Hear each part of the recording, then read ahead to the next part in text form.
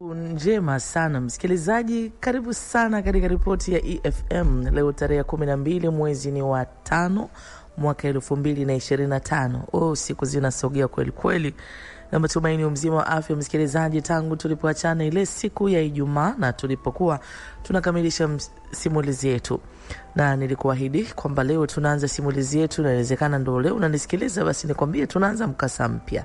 Mkasa ambao tunao katika msimu huu ni mkasa special sana.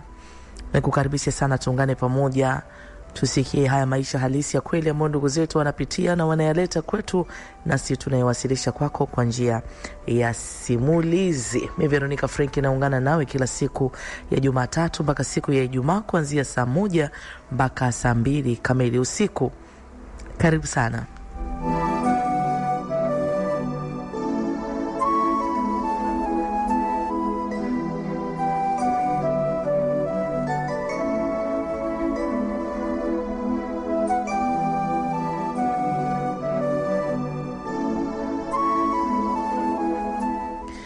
Yes, leo tunaanza na mkasa. Huyu ni mwanakaka ndiye ambaye ametuwasilishia mkasa wake, nami niko hapa kukujuza haya mengi katika siku njema ya leo.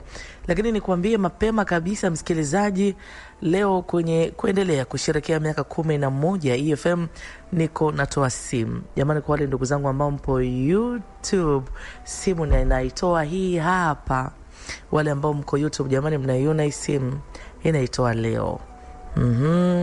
Hii ni simu, hii ni Samsung A05. Ni simu janja. Jamani, ni kubwa, simu nzuri, simu safi kabisa. Sasa hiki tunatoa leo. Hii ni zawadi ya kuendelea kusherehekea miaka 11 ya EFM. Popote pale ulipo rafiki yangu, una nafasi nawe kupata hii simu. Una kiswaswadu, unataka utoke huko uwe kidigitali, leo ni nafasi yako. Tunasherehekea miaka 11 ya EFM na tumekuandalia zawadi nyingi sana kwa ajili yako. Kuna simu kama zote, lakini kama haitoshi pia unaweza ukalipiwa kodi ya nyumba, unaweza ukalipiwa bili ya maji, unaweza kununuliwa umeme. Jamani, zawadi ni nyingi. Kuna friji, kuna TV, ni wewe tu.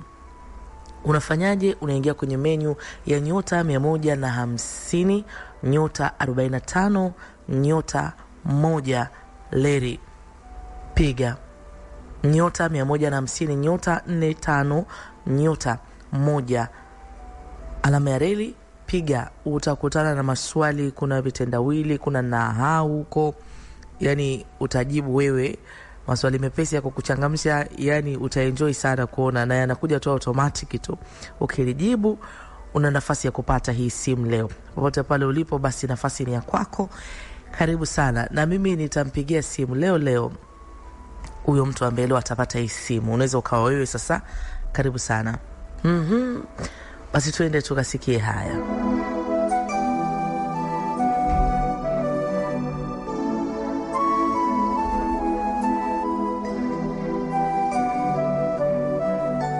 Ndugu yetu, mpendwa wetu, rafiki ambaye anatueleza mkasa huu, nami niko naye hapa kukueleza haya, anaitwa Mesha Kili, ndilo jina lake. Tumekuwa na simulizi nyingi zimefululizana za kina dada, lakini sasa tunaenda na za kina kaka. Karibu sana. Maisha au simulizi za kina kaka huwa ni simulizi za kusisimua sana. Unajua wanaume sio wepesi sana kuzungumza. Ukiona tunaisimulia simulizi ya mwanakaka, basi hii si simulizi ya kawaida. Karibu tujifunze mengi kupitia kwa Mesha, kijana wa Kitanzania ambaye anashare nasi haya mengi katika safari yake ya maisha, na amekuwa na shauku katika kile alichokipitia jamii isikie, na vijana wenzake pia wasikie, zaidi wasikie vijana na wajifunze kupitia yeye. Karibu sana. Mesha anasema, kwa asili yangu mimi ni Mtanzania, na hiyo ni lugha nzuri sana kusema. Kwa mimi kwa asili ni Mtanzania, yani ni mzaliwa katika ardhi ya Tanzania. Maisha anasema, mimi ni kijana ambaye sikubahatika kuenda sana kielimu kwa sababu ambazo zilikuwa ziko nje ya uwezo wangu. Kwa hiyo elimu ambayo mimi nilifikia kwa level ni elimu ya kidato cha 4, na sikuweza kuendelea zaidi. Kwa hiyo elimu ya kidato cha 4 ni elimu ambayo bado huwezi ukapata kazi kwa urahisi kwa elimu ya kidato cha 4. Unapata kazi gani ukimaliza kidato cha 4? Ina maana zaidi ni kazi ambazo unaweza ukajitafutia wewe mwenyewe, yani kujiingiza kwenye ujasiriamali, au kabahatika kama kuna connection ukapata mahali ukapata training ukafanya. Sasa mimi nimezaliwa katika familia ya kawaida, na ndicho kilichochangia pia nikashindwa kuendelea na masomo ya 5 na 6 na kwenda chuo. Kwa hiyo nilikuwa nyumbani. Kwa ule muda niliomaliza nilikuwa nyumbani, na nimekaa nyumbani muda nikiwa sijapata kitu cha kufanya. Mwaka wa kwanza ulipita, mwaka wa pili ulipita, wa tatu, na hatimaye mwaka wa 4.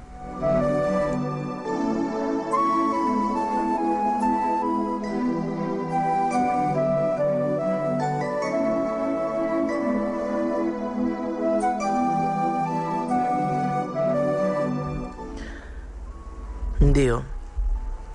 Mesha kianasema miaka 4 niko kitaa. Miaka 4 niko kitaa, niko napambana kweli kweli. Maisha yalikuwa tight sana. Maisha tight, afu kiangalia pia sio kwamba ni wewe tu umezaliwa peke yako kwenye familia kwamba wanakutazama wewe tu, lakini pia una wadogo zako pia ambao wazazi wanawatazama. Kwa unaona bidi upambane ulete chochote. Kwa hiyo nimekuwa nikijituma kwa shughuli za hapa na pale, vibarua vya hapa na pale. Pia nimekuwa nikifanya. Yaani ukinipigia simu sio kuna issue gani, mimi naenda kufanya yoyote. Kwa mfano nimeshajishusha na issue za ujenzi, sio kusogeza matofali nishafanya, sio kuelekezwa kuchanganya zege nishafanya, vibarua hivi kwa mfano vya kilimo nishafanya, sio kuna nyumba tunataka kwenda kufanyia usafi nishafanya. Yaani hivyo, yaani nipo kwa ajili ya kupata chochote. Sasa katika kuendelea kuhangaika, kuna mtu mmoja nilikutana naye katika mahangaiko tu ya kutafuta chochote. Yeye alikuwa akieleza kuhusu biashara ambayo sasa hivi inafanya vizuri, na akaniambia, unajua watu wengi sana wanaamini katika kuajiriwa, naamini katika kufanya vibarua, lakini unaweza ukafanya jambo lako na likakupa kutoka. Kwa hiyo katika kumsikiliza yeye alijikita zaidi kwenye ufugaji. Akasema nikwambie, kuna watu wanafuga wanatajirika. Yaani watu wanatoka from chini kabisa wanaenda kwa watu wa maana kwenye kufuga tu. Niko interested sana. Unajua mimi sasa sijasoma, ndio hivyo nimeishia form 4. Sina professional yote ambayo naweza nikasema nikasimama nayo. Na nakwambia wakati unamaliza form 4 au unaona form 4 inatosha au unaona form 6 inatosha, unaona elimu inatosha, ni kwa sababu hujaingia mtaani. Nataka nikwambie, ukiishia darasa la 7, ukaishia form 4, hata ukafika form 6, utastruggle sana. Kuna hali ya kustruggle sana. Kwa sababu kuna mahali mimi nilikuwa nikienda, yani nakataliwa tu kutokana na huyu form 4 wa kazi gani hapa? Kwamba elimu iliyofikia ya form 4 ina thamani lakini ni ndogo sana. Watu sasa hivi wanataka umesomea nini? Taaluma yako ni nini? Unaweza kufanya nini? Vyeti vyako viko wapi? Hayo ni maisha magumu sana. Kwa sababu mimi nilivyokuwa kitaani ndo nilisema yani angalau ningemaliza form 4 vile ningeenda kusomea, yani ningeenda VETA. Ningeenda tu VETA. Ningeenda kusoma huko hata kama ni ufundi magari, ningeenda kupambaniwa huko. Lakini sikuwa na taaluma yoyote. Hayo ni maisha mabaya sana kwa kijana, na ni maisha kukataa. Yani unamaliza tu huko tu unazubao huko tu. Hiyo imenikosti sana mimi. Imenigharimu sana. Lakini nyakati zile ningesema kwamba kuna kupambana hapa, ngoja nifanye vishughuli vyangu viwili vitatu. Nikasome hata udereva jamani. Kwamba mimi bwana katika professional kwa nayo mimi taaluma yangu bwana mimi ni dereva, lakini sina. Na huko VETA taaluma zinatolewa nyingi. Unachagua wewe una uwezo kufanya ipi. Kuna ufundi ujenzi, sio kupaka rangi, sio nini, kuna kuchora ramani. Mimi yani sijui chochote. Mimi nimekuwa ni mtu wa kufanya tu vibarua. Maisha hayo sijawahi kuyapenda. Na ndio maana hata nikikutanaga na kijana yoyote namwambia kuna uwezekano mkubwa sana unaona nafasi ya kuendelea na kidato cha 6 na kwenda chuo haipo, nenda kasome kitu ambacho unaamini kinaweza kikakupa hatua ya maisha. Nimekuwa tu nikiwaambia watu nendeni VETA. Siku hizi labda hii elimu imekuwa pana zaidi, watu wanaenda kusoma ufundi nguo, watu wanaenda kusoma. Wewe una uwezo gani? Mimi professional yangu mimi bwana ni fundi. Mimi ni fundi. Ndio siku hizi tunaona ma designer hawa nasema mimi designer fulani, kwa sababu hizi sasa zimekuwa ni taaluma kabisa, ni professional za watu kabisa, wana vyeti kabisa watu. Kwa hiyo ilinigharimu sana. Kwa nataka nione naweza fanya nini. Ndio kama nasikia mada kama hizi ninavutiwa nazo, kwa sababu sioni kitu chochote naweza nikafanya. Biashara za shughuli ya ufugaji. Nini? Unafuga nini? Kitu gani naweza nikafuga jamani kikanifanya mimi nitoke? Watu wangapi wanafuga? Mbona sioni watu wakitoka kwenye ufugaji? Ninafuga nini? Nikawa interested sana kuweza kusikiliza hizi mada, nijue kama kutoka basi na mimi nitoke, kwa sababu mimi ni kijana natamani niende mahali, lakini nimestaki mahali. Mwanga wa kesho siuoni. Maisha ndo yale ya jana ndo naishi leo. Na naona kabisa nikiendelea kukaa hapa, hiki nilichokiona jana nilichokiona leo, huenda hiki ndicho pia nitakiishi kesho. Haya anatueleza ndugu yetu mpendo wetu anaitwa Shedrack. Leo tunaanza mkasa wake, anaitwa Meshak. Nachanganyaga sana ya majina. Leo anaitwa Meshak. Yes, nakupeleka mapumziko dakika chache msikilizaji, nami nitarejea hapa na tutasogea mbele zaidi. Karibu. Kweli ambao ndugu zetu wanapitia na wanayaleta kwetu, nasi tunayawasilisha kwako kwa njia ya simulizi. Ndio kabisa. Tukiwa naendelea kusonga mbele msikilizaji, basi ni vyema nami nikaendelea kukukumbusha, jamani, natoa zawadi ya simu. Simu yenyewe natoa hii hapa jamani, wapenzi wangu mie. Hii ni simu ndo natoa. Leo nimeamua kuja nayo ili nikuthibitishie kabisa. Hii ni Samsung A05. Jamani, ni simu ya kisasa kabisa, pana, nzuri. Hii ni smartphone jamani. Unaona bwana, hii unaweka line yako moja kwa moja unaanza kuwa ulimwenguni. Inawezekana una simu yako unataka kubadilisha, au inawezekana unatumia kiswaswadi unataka kuja kidigitali. Simu hii hapa inakutazama, inakwambia mimi hapa niko hapa. Sasa hii simu ni zawadi kwa wasikilizaji wa EFM. Kwa wewe hapa rafiki yetu ambao unatufuatilia, na tukiwa tunatimiza miaka 11 ya EFM. Sasa tunatimiza miaka 11, tumeandaa shukrani zetu za dhati kwako. Ndio hizi zawadi. Kuna simu, kuna TV, kuna friji, kuna kulipiwa kodi, kuna kulipiwa bili za maji. Jamani, zawadi ni nyingi, mimi nakutajia tu chache. Sasa unachotakiwa kufanya ni kuingia kwenye menu ya simu yako. Kama unatumia mtandao wa Vodacom, unatumia mtandao wa Airtel, au unatumia Yes, ingia kwenye menu ya nyota 150, yani nyota 150, nyota 45, nyota 1, alama ya reli, piga. Utakutana na maswali pale, maswali simple ya kukufurahisha, kukukumbusha pia mambo mbalimbali. Maana kuna methali, kuna nahau, kuna mambo mengi. Utakapojibu basi una nafasi ya kujipatia hii simu. Jamani, watu wanapata zawadi katika kusherehekea miaka 11 ya EFM. Hakikisha na unapata zawadi ya rafiki yangu. Yani katika zawadi hizi nyingi zilizopo, na wewe usikose zawadi. Sasa zawadi huwezi kupata hivi hivi mpaka uingie kwenye hiyo menu. Maana kuna mtu alisema, jamani Vero, mpaka uingie kwenye hiyo menu ujibu maswali. Unaona rafiki yangu, utapata hapa zawadi. Ndugu yetu, mpendo wetu, rafiki yetu ambaye anatuelezea mkasa huu katika msimu huu, na mimi niko hapa kukujuza mengi zaidi. Siku njema ya leo, mkasa wetu mpya kabisa anaitwa Meshak. Meshak anatueleza haya. Meshak anasema, basi nami ninasikiliza, nafuatilia mazungumzo yako makini. Alizungumza ufugaji wa kuku. Akaniambia, unajua watu wanasikia ufugaji wa kuku, watu wanaogopa. Ni kwa sababu kuna wengine hawajui, wanafuga kiloko. Mimi nazungumza hapa ufugaji wa kisasa, ufugaji ambao unaweza kubadilisha maisha ya mtu. Na akaniambia hiyo ndio shughuli ambayo mimi naifanya. na sasa nimekuwa na elimu pana kuhusu swala zima la ufugaji. Na sishauri mtu aingie tu kichwa. Kwanza anatakiwa apate elimu. Elimu itamsaidia ufugaji wa kisasa. Nikawa interested zaidi, yani nataka kujua zaidi.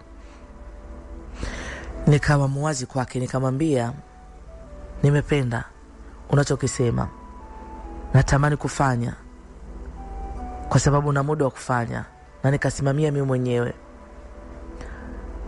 Naweza nikaanza na kiasi gani?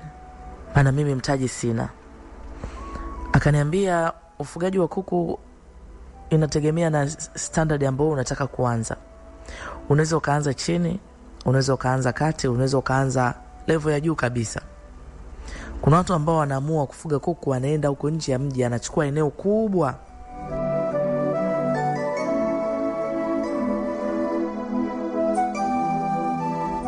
Na baada ya kuchukua eneo kubwa, anajenga mabanda ya kisasa. Anaweka vifaranga, anaanza kazi. Kama ni kuku wa mayai au ni kuku wa nyama, inategemea yeye anataka anze na kipi. Nikamwambia na wewe zaidi umejikita kwenye kipi? Akasema mimi bwana, mimi nauza mayai. Mimi nafuga kuku wa mayai. Na ndo naweza nikasema nimebobea zaidi. Japo kuku wa nyama pia elimu ninayo, lakini mimi nimejikita huko. Nikamwambia nimependa sana. Nilionyesha shauku yangu, na sio hiyo tu, kwa sababu nilimtafuta tena. Nikamwambia ile elimu ulinipa siku zile natamani kuendelea kusikia, lakini natamani pia unipeleke nione kwa mfano. Aliniambia mimi napenda kuona watu wenye shauku. Hata mimi kuna mtu alinishika mkono. Na alinishika mkono nikiwa sina chochote. Kwa hiyo nikimwona mtu anania kama hivyo unanisumbua, ina maana unataka kujua. Tuonane siku fulani nikupeleke uone.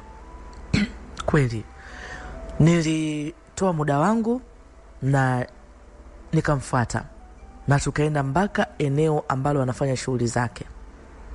Nilipofika nilitamani sana. Nilisema jamani, mimi napata eneo kama hili, mbona mimi nahamia kabisa huku? Maana yeye sasa ana maisha yake mjini, huku shughuli zinaendelea. Akaniambia hilo ni wazo unaanza nalo ukiwa huna kitu, lakini kadri unazidi kupata mafanikio, huwezi siku zote ukakaa shambani, kwa sababu utajenga nyumba nzuri mjini, utakuwa na familia mjini, utakuwa unakuja huku kuja kutembea, utakuja kuangalia kinachoendelea, lakini utakuwa na watu sahihi ambao wanaweza kukusaidia pia, yani wafanya kazi. Tazama mimi niliangalia namna mifumo ya shughuli zake anazozifanya, nilisikia kuguswa sana, na nikaendelea kumuonyesha shauku niliyokuwa nayo. Nikamwambia lakini mimi sina pa kuanzia. Hata nyumbani kwetu kusema kwamba naweza nikafuga, mazingira sio rafiki. Naweza nikafuga, na nataka nikwambie siku nikaja nikakuta hata hayo mayai wameshakaanga. Yani nikisema hivyo nikwambie, nitakuta hata kuku wameshawala, yani wamechinja wamekula. Siku hawana mboga, nitakuta wamechinja kuku wamekula. Lakini pia kwenye maisha yangu sijawahi kufuga hata paka. Yani kwamba nina kamfugo kangu nyumbani ninakatekea. Jamani, unajua kuna wale unakutaka fuga mbwa, ana mbwa moja kaongeza mbwa wa pili, leo huyu kafuga paka, kesho huyu anafuga bata. Mimi sijawahi kufuga bata, hata kuku mmoja sijawahi kufuga. Au naweza nikawa hiki kitu sio kitu changu. Akasema hapana, kwamba kwa sababu una kipaji cha kufuga. Hapana, haya mambo tu ni biashara, tunajifunza na tunaelekezwa, tunafuata kanuni zinazotakiwa, basi inakuwa. Basi akanitia moyo, akaniuliza wewe una shilingi ngapi?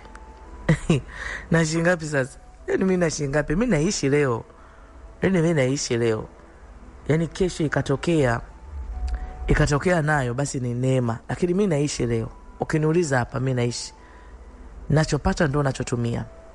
Yani nachopata nachotumia. Maisha nayoishi kusema kwamba kuna akiba nimeweka, akiba za kusema naweza nikapata mtaji, ni uongo. Ni uongo, tena ni uongo, sio kweli, naidanganya nafsi yangu. Nikamwambia ili wazo unanipa ndo labda nianze kujichakata. Lakini nikwambie ukweli rafiki yangu, nikwambie ukweli kabisa, sina chochote. Sina chochote cha kusema naweza nikasema hapa. Kwa sababu mimi najua ukiwa na ujasiri wa kuzungumza, angalau mtu na 500,000, si ndio?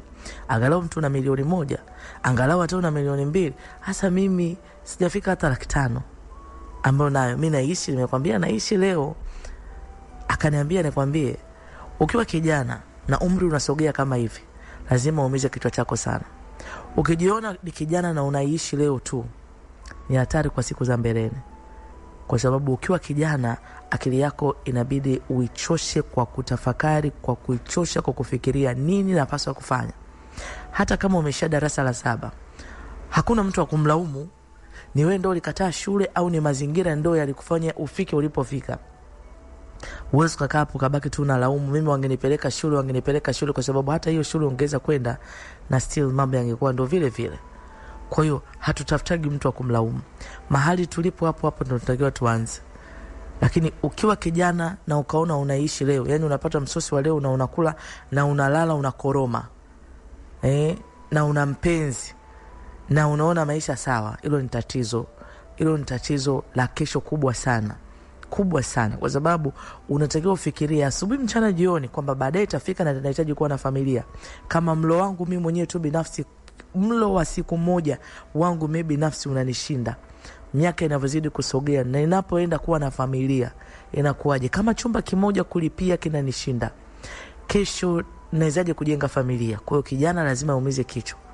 Na ukiumiza kichwa sana, lazima utapata majibu ya maswali yako, utaona ufanye nini. Lakini ukiamua tu kuridhika na 1,000 2,000 ya siku, ni ishara mbaya. Aliniambia, mimi kuna ushauri nikupe. Na kueleza mimi kuna mtu alinishika mkono.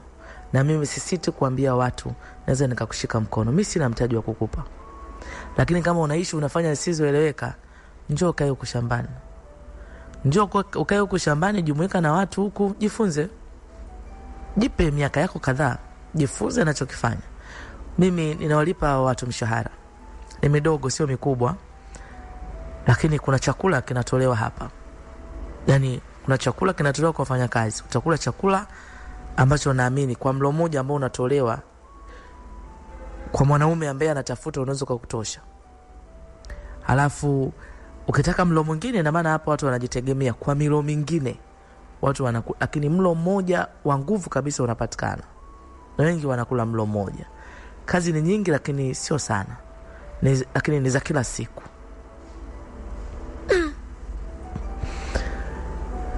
Yani ndo ofa alionipa huyo mtu. Ni kweli mimi huko mjini ndo hivyo napambana, lakini ndo kama anavyosema, mimi naishi hivyo yani naishi hivyo, nimepata pesa hivyo. Na sio kwamba sina mahusiano na kwa mfano hapa nilikuwa niko na kasichana kangu na kenyewe unakuta kananiomba hela, nina shida na hela, nataka niende nikasuke. Yani unapata tu pressure. Wewe mwenyewe kula una uhakika. Mpenzi ndiye anakuambia tuonane leo, unajiuliza sasa tukionana nani atakula nani atabaki. Ushaona level za maisha za hivyo. Yani unampenda mtu, mnakubaliana, anakuja labda anakuambia nikija utalipa bodaboda, unakabuku unalipa labda hiyo bodaboda. Haya, mnaenda kununua chakula, labda nikifika pale inabidi useme mimi nimeshiba bana. Jamani, basi naomba niagize chipsi, mayai labda na mishkaki tu 3 inatosha. Nipe na soda ya baridi. Hapo shilingi ngapi? Chipsi mayai 2,500 au 3,000. Mishkaki 500. Soda labda hapo wanauza 700 au buku. Inabidi usile. Ndio ile unakuta chakula kinanukia, unaanza kuona chakula kinanukia. Unauliza hizo chips tamu ngoja nikuonjeshe, ni tamu. Lakini unajikuta unakula na wewe nusu sahani. Mpaka huyo mpenzi anaanza kusema, kumbe ulikuwa na njaa. Hamna. Sio kwamba nilikuwa na njaa. Hivi chips vitamu, next time tutaongeza. Kumbe huna mahusiano, unayapenda kuhudumia, ndo hivyo. Hali ni tete, unazidi kujipa mizigo. Hii ni safari ya ndugu yetu, mpendwa wetu, rafiki ambaye anashia pamoja nasi katika siku njema ya leo. Anaitwa Meshaki akisema, mimi ni kijana wa Kitanzania na haya mengi nimepitia katika maisha yangu. Meshaki anasema, Meshack anasema nilipata muda wa kutafakari hili jambo kiukweli, kwa sababu sioni mwanga mbele yangu. Sioni mwanga mbele yangu. Kiasi ambacho aliniambia analipa wale watu kule ni kidogo. Ni kidogo, lakini kuna swala zima la msosi na kuna swala zima la kuto kusafiri. Yani unajua, kwa mfano hapa mjini mtu unaishi, kwa mfano unafanya kazi mahali ambako unatumia nauli shilingi 3,000 kwa siku.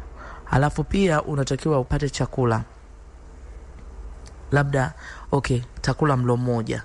Mlo moja ni shilingi ngapi? Labda mlo moja hapo umeenda kwa mama ntilie, labda chakula umekula cha buku au cha buku na 500. Kuna mtu unaweza kuwa unashangaa chakula cha buku. Na vyakula vya buku inategemea unataka kula wapi. Labda buku 500. Kwa hiyo labda kwa siku unapiga hesabu katika matumizi yako ya kwenda kazini na kurudi, labda unasema napambana ninavyopambana yasifike labda 8,000 kwa siku. Kwa sababu kuna nauli hapo kwenda na kurudi, unakuta mwendo mrefu, na chakula na chenyewe, na njaa itauma tena, utakunywa maji, lakini isizidi 8,000. Unafanya kazi kwa mwezi unalipwa shilingi ngapi? Labda kwa mfano wale ambao wanafanya kazi kwa mwezi unalipwa 200,000 mshahara. Unalipwa 200,000 mshahara. Ukipiga hesabu kwa 8,800 kwa mwezi mzima inakuwa shilingi ngapi? Unaweza kukuta kiasi unachopata na unachotumia ni kikubwa kuliko unachopata. Yani ina maana huwezi kusave chochote. Ndio maisha unakuta ndio unaishi hivyo. Kwa hiyo sitakuwa nikilipia nauli, lakini pia chakula takuwa napata msosi moja. Kwa hiyo una uwezekano ninachokipata nikawa ninakitunza. Niliwaza na nilimtafuta, nilimwambia niko tayari, nataka kujifunza, lakini pia nipate hicho kiasi ambacho naweza nikakisave.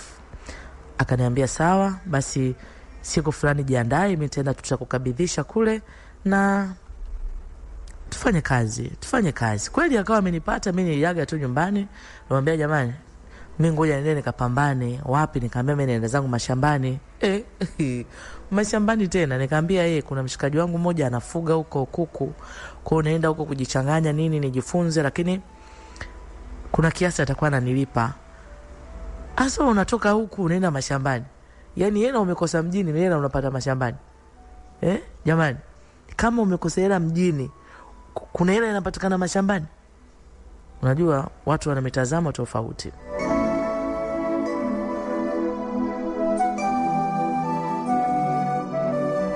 Wakati kuna mwingine yuko mkoani, labda yuko Dodoma au Mwanza au Kigoma, anasema yani mimi natamani mtu tu anifikisha jiji la Dar es Salaam. Nikifika jiji la Dar es Salaam sitalala njaa. Lakini mimi niko hapa mjini ninaona mambo magumu. Na yeye yule ambaye anatoka shambani, anatoka mkoani, anahisi kabisa kwamba akija hapa mambo ni marahisi. Lakini hapa mambo sio marahisi, magumu vile vile.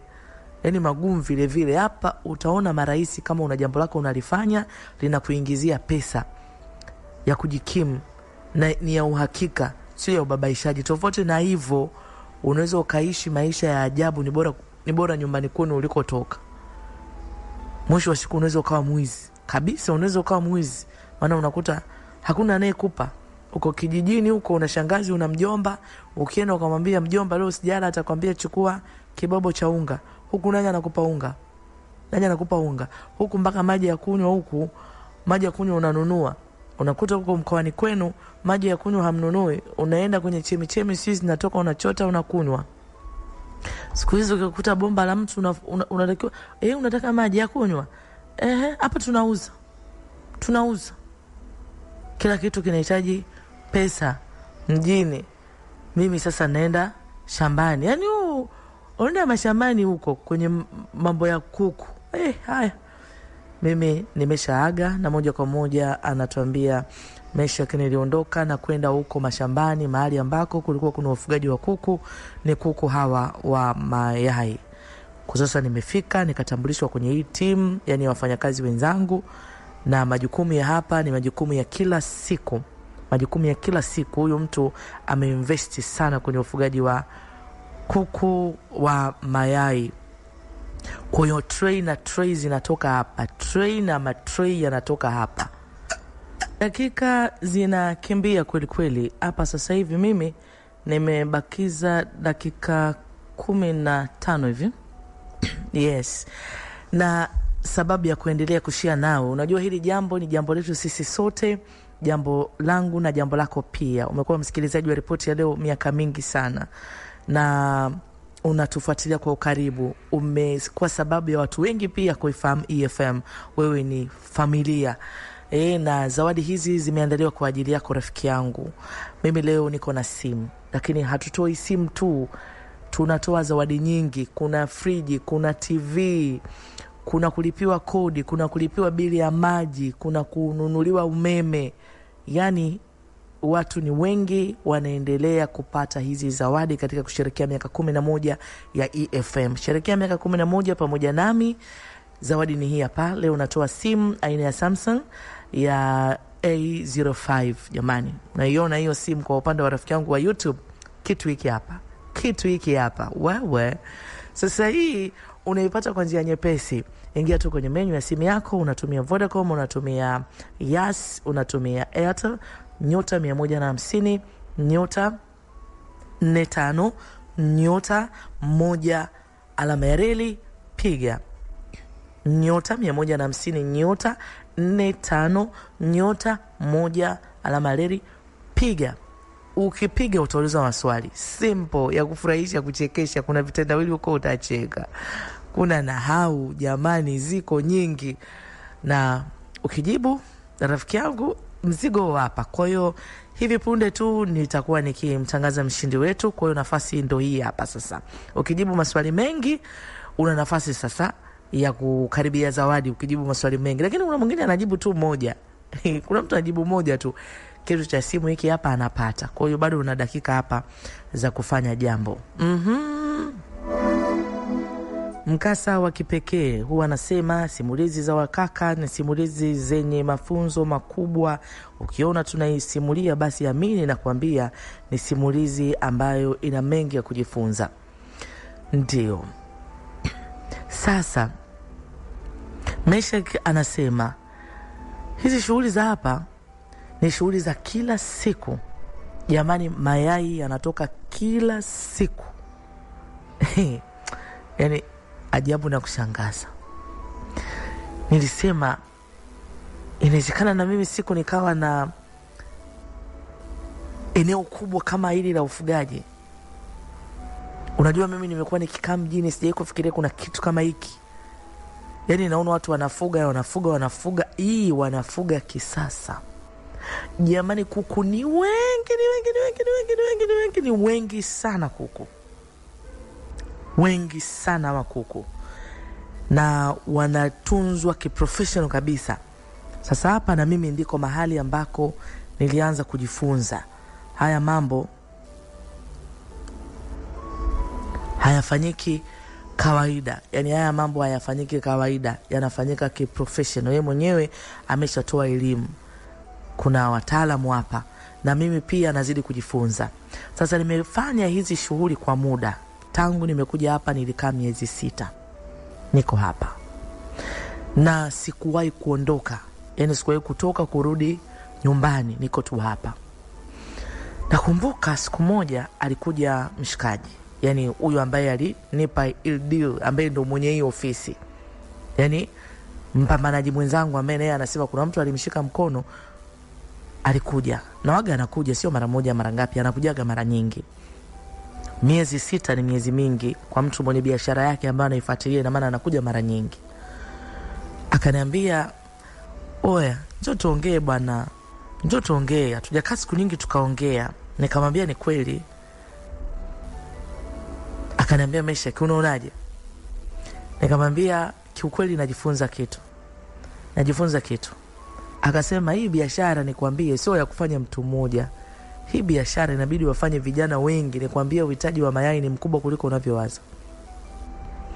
Uhitaji wa mayai ni mkubwa kuliko unavyofikiria. Wewe unaweza ukaona sema nisimsaidie mwenzangu akajua akifanya tutapambaniana masoko. Hatuwezi kupambaniana masoko. Nataka nikwambie biashara hii soko bado halija, yani bado uhitaji ni mkubwa kuliko sisi tuliopo kwenye game. Kwa hiyo bado watu wanahitajika wengi." Nikamwambia, "Da. I say, naamini kwenye kujifunza kama hivi ni mwanga mkubwa sana ambao unapata. Akaniambia vizuri, akaniambia safi, mimi napenda kwa sababu unapenda kujifunza alafu na bidii sana. Nikaambia kabisa bosi wangu, kwa sababu kuna vitu waga unaniambia ni vitu ambavyo ni vya msingi sana. Kama sina elimu, yani kama sina elimu, meishia form 4, sina taaluma yoyote, nina sababu ya kupambana sana. Kwa hiyo napambana kwa ajili ya kupata chochote, lakini napambana kwa sababu hiki ninachokijifunza kinaweza kikanifaa siku ya kesho, na nimekubali kuwa na muda wa kutulia na kujifunza. Ndio maana hata unanionaga tu nimetulia. Akasema nimependa, na ni kweli miezi yote 6 sikurudi nyumbani. Yani sikurudi nyumbani, niko tu huku. Sasa huku watu wanaomba sana excuse. Anaomba excuse huyu, anaomba excuse, unajua mimi nimefanyaje, anaomba excuse huyu, mimi nimefanyaje. Kwa hiyo kwa miezi hiyo yote pengine ni mimi tu ndo ambaye nimekuepo tu hapo. Yani nipo, watu wanaondoka wanarudi, mimi nipo. Kwa hiyo kuna hali fulani kama nilijenga kwake kuona kwamba niko serious sana na hiki kitu. Akaniambia, Meshak, mimi nataka nikupe kitengo cha kusimamia. Nikamwambia mimi naona kama kuna wakongwe hapa. Kuna brother mmoja nikamtaja pale ambao ndo unamuona kama ni mtu ambaye yuko naye karibu sana. Akasema ni kweli, hao ni watu wangu. Haimaanishi kwamba ni makosa kufanya mabadiliko. Mabadiliko ni muhimu. Kuna kitengo muhimu mimi nataka nikuweke, na nitakutangaza hapa mbele wenzako, nataka usimamie. Nikamwambia sawa, nimekuelewa. Kwa hiyo na mimi nikaipokea kwa nia njema. Unajua kama nimefika mahali miezi 6, unaona napewa kusimamia wenzangu, nimetoka kwenye ile nafasi ya mimi kusimamiwa, naanza kuwasimamia hiki na hiki kiende, hiki na hiki kiende. Ni kitu cha faraja sana. Kwa na mimi kama kijana nikafurahia, nikaambia bosi asante sana. Yani ni kweli tulikutana vile na sababu ya kumzoea, yani hivyo, lakini mimi kwa nafasi aliyokuwa nayo na hiki nilichokiona alichokiweka hapa, tangu sikio nilisema huyu mtu sio mtu wa kawaida, huyu ni bosi. Huyu ni mtu wa kuheshimika. Kwa hiyo hata amekuwa akija ninamheshimu sana. Na sijaweka matani naye. Yani kwamba kishikaji kutaniana naye, hapana. Ni bosi, ni bosi. Kweli bwana, mimi akanitangaza, akanipa kitengo ambacho nitakuwa nikisimamia. Kuna vitengo vingi katika shughuli za mayai. Yani kwa upana wake mambo ni mengi, lakini kwenye shughuli ya mayai kuna vitengo vingi. Kuna ile mzigo umeshapakiwa kabisa, yani mizigo ile imeshawekwa sawa kabisa, yani hii sasa inaweza ikaondoka. Mimi ndio nikapewa hicho kitengo. Yani kama ni msema, ni mtu ambaye naweza nikasema kiasi ambacho tulikuwa tunatakiwa tupakize ndicho ambacho kimepakiwa. Kwa mfano tray za mayai ziko ngapi? Tray za mayai ziko labda 100. Ndio tray za mayai ziko 100 na ndio zinaondoka kutoka hapa. Kwa hiyo mimi ndio ilikuwa kazi yangu kuhakikisha kila kitu kiko katika mstari. Mambo ya upigaji hapo kila eneo. Nataka nikwambie upigaji hadi hapa, nakwambia huyu bosi kuna watu walikuwa wanampiga. Upigaji upo kila eneo. Na kadri unavyotaka kufuatilia sana watu wasikupige, ndo wanapata mbinu nyingine mpya za kukupiga. Yeye mwenyewe bosi alikuwa anasema, najua mnanipiga. Najua kuna watu mnanipiga, lakini omba nisikukamate. Omba nisikukamate kwa sababu nikikukamata itakugharimu sana. Kwa hiyo kupigwa kupo. Lakini ndo watu ndo usipige sana. Yani ukapiga mpaka ile gap likaonekana likubwa. Kwenye vitu kama hivi vingi, ukimpiga kidogo inaweza ikawa sio rahisi mtu kujua, lakini ukipiga pakubwa ina maana mpaka mtu mwenyewe anasema, mbona pale kama pana uwazi? Ni kwa sababu umepiga sana. Lakini kuna kupiga kidogo kale kampenyo kanaba kidogo. Yani mtu anaweza akasema sijapigwa hapa, mbona hamna kitu. Kumbe mtu umempiga kidogo. Ukimpiga kidogo vipi? Ukimpiga kidogo ile kidogo ikafika miezi 6, kidogo kafika mwaka. Kwa hiyo kupigwa kupo, na sifundishe watu kupiga kwa sababu ukikamatwa shauri yako. Mesha anasema mimi nilikuwa najua watu wanapiga. Watu wanapiga na mimi mwenyewe nishashirikishwa. Bwana, hii issue 1 2 3 ndio tunafanya hivi, na mimi natulia pale, na mimi napigwa, napewa cha kwangu na mimi natulia. Huyu upigaji upo. Kwa sasa na mimi ndio nikawa nimepata sasa hiyo nafasi sasa na mimi kuidhinisha kwamba 1 2 3. Sasa nimefanya hii shughuli kwa muda kama miezi 3 hivi. Huyu bosi alikuja. Akaniambia, toka umeanza kusimamia hiki kitengo naona kinaendelea vizuri. Naona kila kitu kiko vizuri. Safi kabisa. Kuna kitu nataka nishare na wewe. Hivi ni vitu vyangu waga binafsi, sipendi sana kusema. Nikamwambia, kitu gani bosi? Akasema, kuna kitu hapa hakiko sawa. Kuna kitu hakiko sawa. Eneo langu limevamiwa. Nikamwambia, unamaanisha nini? Akasema, huwezi kunielewa, lakini ninakuamini sana. Nataka uwe kijana wangu ambaye ninamuamini. Kama nainuka, tunainuka wote. Na kama tunashuka, tunashuka wote. Mimi na wewe nyota zetu ziko connected.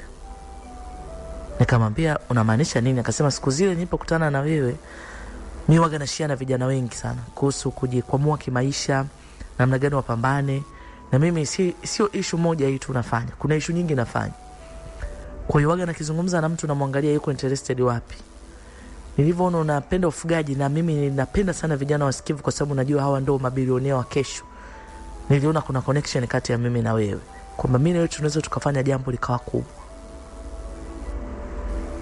Unajua huyu mtu anazungumza, ina maana mtu ana maisha yake, unajua. Gari anayotumia, maisha yake, yani mimi na yeye, yani yeye yuko huko, mimi niko huku chini. Mimi ni sifuri kabisa, ndio kwanza niko hivi nafanya vibarua. Lakini ananiambia tunaweza tukajoin connection yetu tukafanya vitu vikubwa. Unajua nikawa interested sana. Ili kitu gani mimi naweza nikafanya na huyu tajiri zaidi ya kumsimamia hivi mayai, na akanipa pesa yangu mwisho wa mwezi. Na mimi nikajifunza hiki ambacho kinapatikana hapa. Nikamwambia, unamaanisha nini? Ni kitu gani hiki unamaanisha? Akaniambia, kuwa mpole. Wewe umekuwa rafiki yangu, unajua. Umekuwa rafiki yangu, mtu ambaye tunaweza tukashare hadi vitu vya sirini. Kuna vitu nataka tushare na wewe. Lakini nikikutangulizia tu kwamba ile eneo limevamiwa. Sasa unajua mahali ambako unafanya kazi, mtu akikwambia pamevamiwa, ni watu wanataka kufanya nini hilo eneo. Ina maana hii shughuli haitafanyika hapa tena. Nikawa namwambia, kwa nini unasema hivi? Kuna kitu gani? Ina maana kuna hatari iko mbele. Vipi wanataka kuja kukunyang'anya ile eneo? Akaniambia, wala usipanic. Mimi mfanya biashara ambaye nimeshapambana sana. Najua hujatoka hapa muda mrefu. Twende mjini. Nataka utembelee familia. Si ndio? Ukae na familia, mshare mambo na familia. Pata muda, uenjoy kidogo, tuzungumze. Ukija huku tunakuja tukiwa na mikakati mizuri zaidi ya kufanya mambo makubwa zaidi ya haya unayoyaona. Na namna gani ambayo tunaweza tukazuia huu uvamizi ambao ninakuambia. Nikamwambia, sawa bosi. Akaniambia, jiandae, tunaondoka. Tunaondoka na mimi ninavoenda mjini na kupeleka. Nikamwambia, bosi asante. Kupata bosi anayekukubali kama hivi, mimi niseme nini jamani? Niseme nini mimi? Kwa kweli namshukuru Mungu. Nimekuja kujifunza, na ni kweli nimejifunza. Ni kweli nimetunza, lakini kiasi ambacho mimi napata ni mdogo mdogo. Ndio. Haya, msikilizaji, basi muda huu hapa mimi ninaomba niutumie kwa ajili ya kumpigia simu mshindi wetu. Mambo yako tayari hapa? Sawa. Okay. Haya, jamani. 0677